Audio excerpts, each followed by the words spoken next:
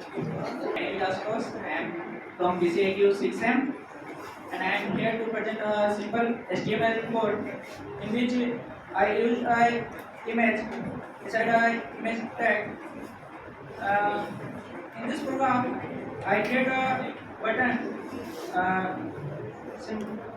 with a function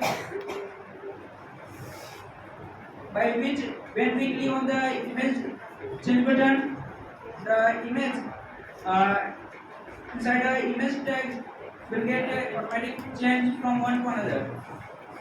As simple.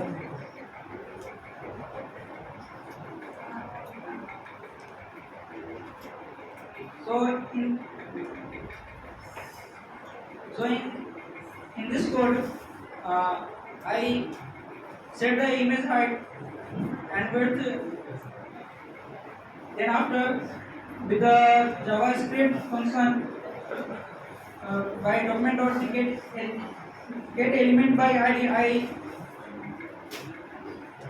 set the image and then it proceed by the button which is made by the any function name fun, and that's all. Thank you.